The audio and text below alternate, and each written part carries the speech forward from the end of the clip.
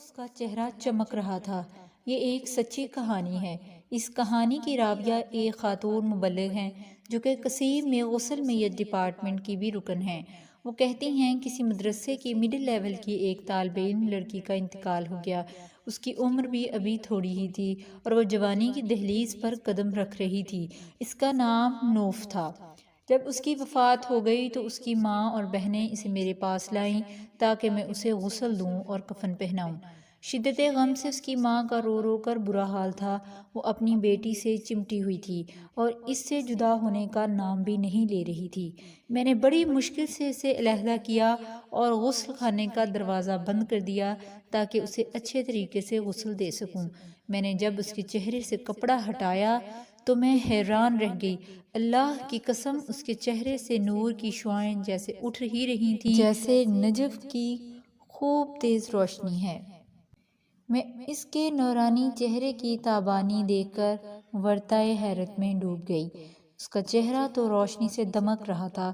دوران غسل میں نے دیکھا کہ اس کے دائیں اور بائیں ہاتھ کی شہادت کی انگلی بھی اٹھی ہوئی تھی جیسے تشہد میں اٹھائی جاتی ہے۔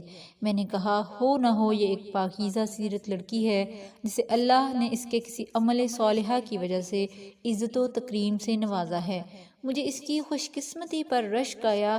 میں نے اس کی ماں اور بہنوں کو خوشی کی مٹاس میں ڈوبی قدرے بلند آواز میں بلایا اور دروازہ کھول دیا۔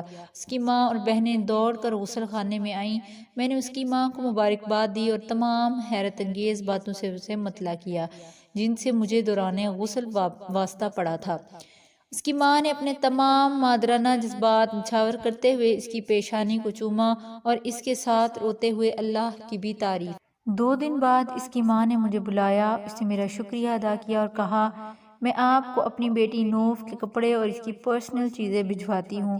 چونکہ آپ غریب اور مسکینوں کے گھروں کو جانتی ہیں اس لیے آپ انہیں اور غریبوں کو تقسیم کر دیجیے گا۔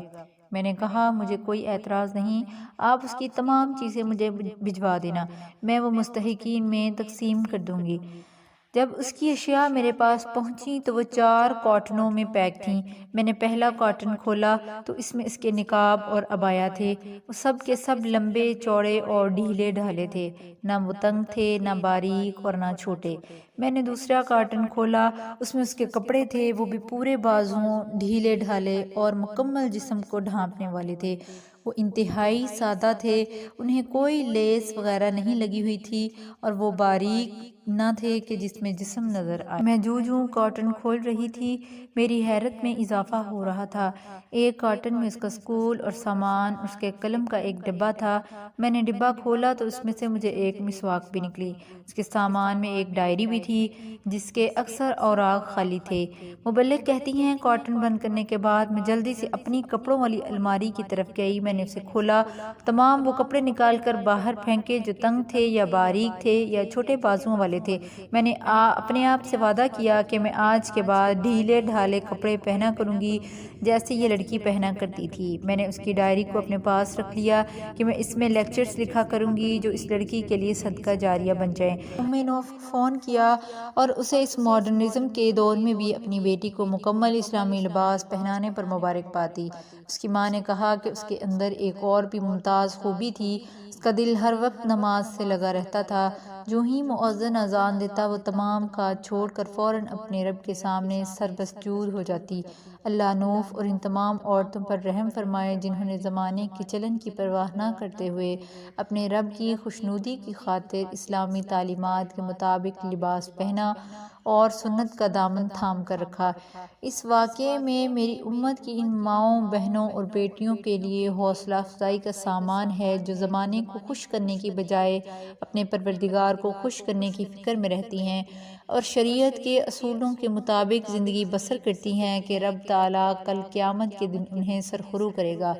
اور وہ جو مسلمان خواتین یورپ کی مصنوعی چکا چوند سے متاثر ہو کر نیم عریاں اور سخت چست لباس زیب تن کر کے معاشرے کی نظروں میں اچھا بننے کی فکر میں اپنے رب کو ناراض کرتی ہیں، ان کے لیے تنبیہ بھی ہے کہ وہ اپنی اس روش سے باز آ جائیں اور اسلام کے مطابق زندگی بسر کرنے کا تہیہ کر لیں۔ اس میں ان کی دینوی اور اخروی کامیابی ہے۔